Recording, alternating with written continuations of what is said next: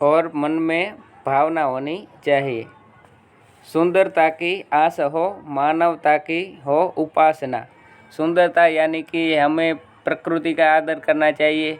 कुछ जैसे कि हम बाहर कचरा फेंकते हैं तो वैसे कचरा नहीं फेंकना चाहिए, और जो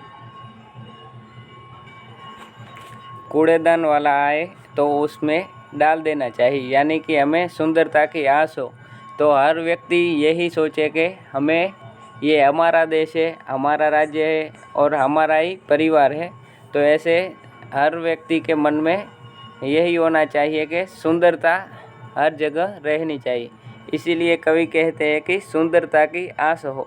तो हर व्यक्ति में सुंदरता की आस होनी चाहिए। आस यानी कि इच्छा, चाह। मानवता की हो उपासना। जैसे हम कहते हैं कि ये इंसान अच्छा है तो ऐसे अच्छे इंसानों की उपासना यानी कि उनके प्रति आदर होना चाहिए। जैसे कोई गलत व्यक्ति है तो उनका साथ नहीं दे के अच्छा व्यक्ति है उसका साथ देना चाहिए, यानी कि उसकी उपासना होनी चाहिए। इसी तरह कवि आगे कहते हैं, शौर्य पावे यही है अभ्यर्थना। शौर्य पावे यानी कि हर व्यक्ति शौर्य पावे, कोई व्यक्ति निर्बल न हो। जैसे कि हम जानते हैं कि कोई अगर लड़की जा रही है तो उसे ऐसा न लगना चाहिए कि मैं लड़की हूँ। वो अगर हम इतिहास में देखें तो रानी लक्ष्मीबाई से और दुर्गा देवी यानी कि कितनी सारी औरतें थी जो शौर्य से भरपूर थी। ऐसे ही हर लड़की में काली का स्वरूप हो या हर लड़की रानी लक्ष्मीबाई की तरह शौर्य वाली होनी चाहिए। और ऐसे ही शौर्य की अभ्यर्थना यानी कि प्रार्थना, कि हर इंसान में शौर्य की प्रार्थना हो जो न्याय के प्रति लड़ सके।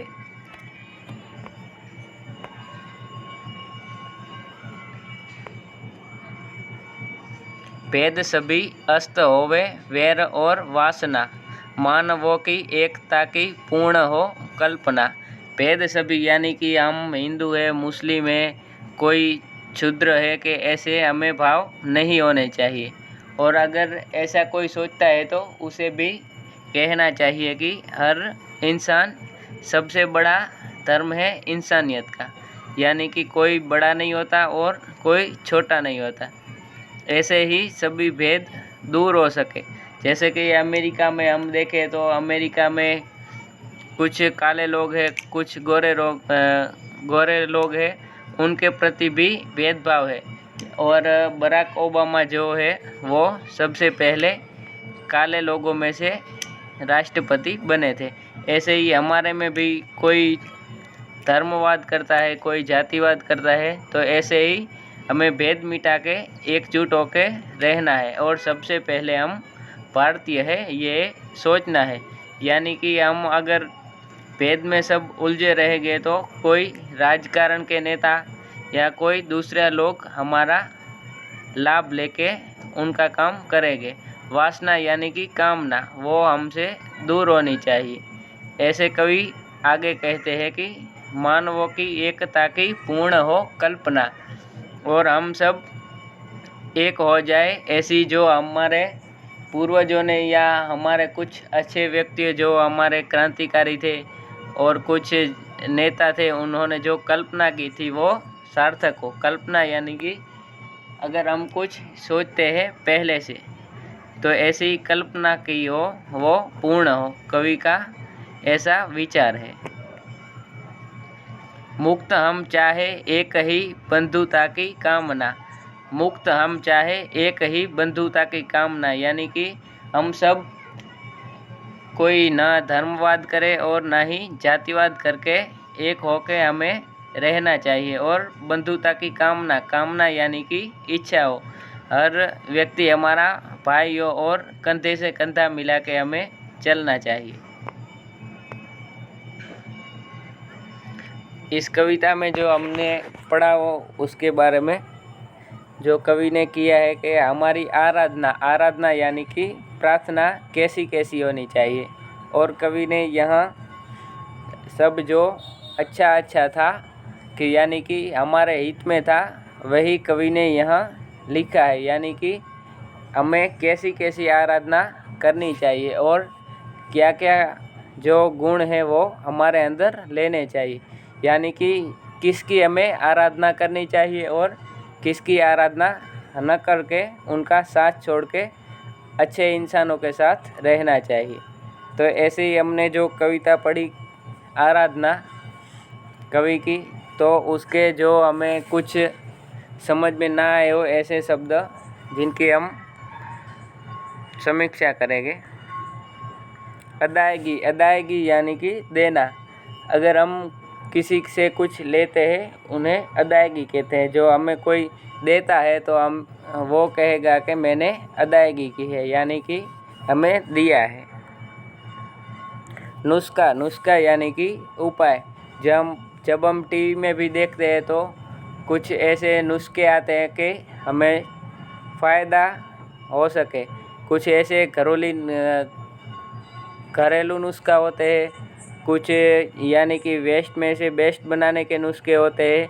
ऐसे ही अलग अलग उपाय होते हैं जिन्हें हम उपचार भी कहते हैं। और अभी तो जो मेडिकल स्टोर में है वो दवाइयाँ लेके भी हम ठीक होते हैं, लेकिन घरेलू जो उपचार होता है उसमें नुस्खा होते हैं, उन्हें उपाय कहते हैं। टाल मटोल यानी कि टालना। हम कोई चीज़ टालते हैं कि आज नहीं करना है, कल करेंगे। यानी कि कोई दूसरी सलाह देंगे तो हम उनकी सलाह न मानकर उन्हें टाल देते हैं कि नहीं, ये सलाह अच्छी नहीं है, यानी कि टालना। धैर्य, धैर्य यानी कि धीरज। नित्य, नित्य यानी कि प्रतिदिन। अब हमने ये कविता पढ़ी और हमने इसमें किस किस की आराधना करनी चाहिए ये जाना, और हमारे अंदर क्या अच्छे विचार लाने चाहिए, किस किस से हमें मुक्त होना चाहिए, और कवि ने जो बताया उन्हें हम पालन करना चाहिए। तो इसी तरह हम कविता पढ़ने के बाद प्रश्न के जवाब देके हम अपना मूल्यांकन करेंगे कि हमें इस कविता में से कितना सीखने को मिला। तो पहला प्रश्न है, कवि किसकी नित्य आराधना करते हैं? तो इसका आंसर जिसको आता हो वो कमेंट बॉक्स में 10 सेकंड में जवाब दे।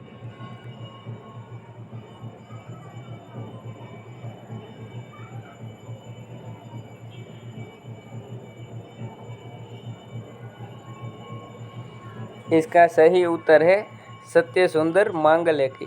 कवि कहते हैं कि हमें सत्य की हमेशा आराधना करनी चाहिए, सुंदरता की आराधना करके देश को जो प्रदूषण है उससे मुक्त करना चाहिए, और कुछ ऐसी चीज़ें हैं जिसका बहिष्कार करके हमें अच्छे मांगल्य की आराधना करनी चाहिए।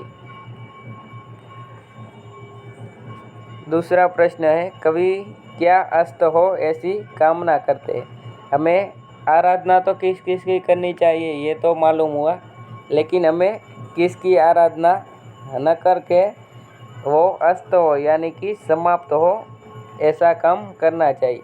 तो कवि इसमें 4 ऑप्शन है, उसमें किसकी आराधना न करके अस्त हो ऐसा कहने को कहते हैं। तो आपको यदि आंसर आता है तो वो कमेंट बॉक्स में 10 सेकंड में आंसर लिखें।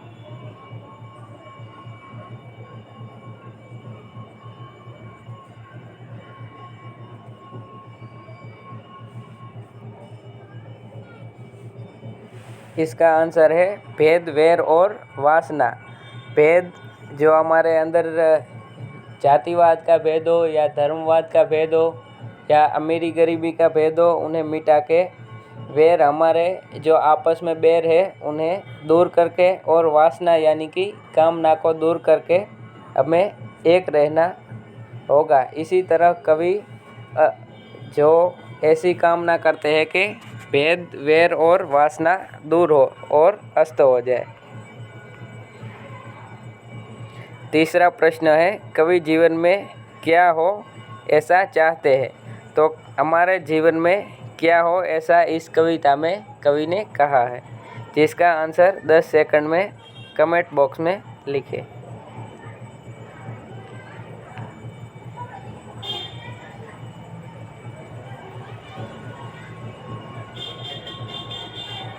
इसका उत्तर है नवतेज। हमारे जीवन में नया तेज आना चाहिए और हमारे जीवन में जो हम ज़्यादा से ज़्यादा प्रगति कर सके, ऐसा कवि कहते हैं।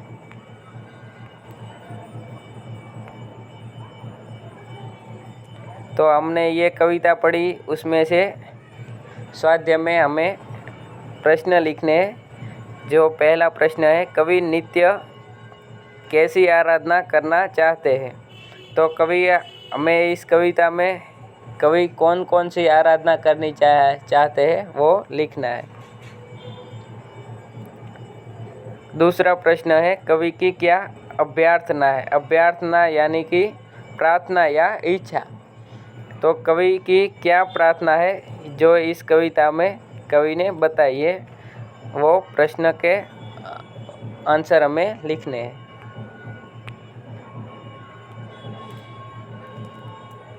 तो ऐसे ही एजुकेशन से लगते हुए वीडियोस देखने के लिए लाइक करें, शेयर करें और हमारी चैनल को सब्सक्राइब करें। Thank you.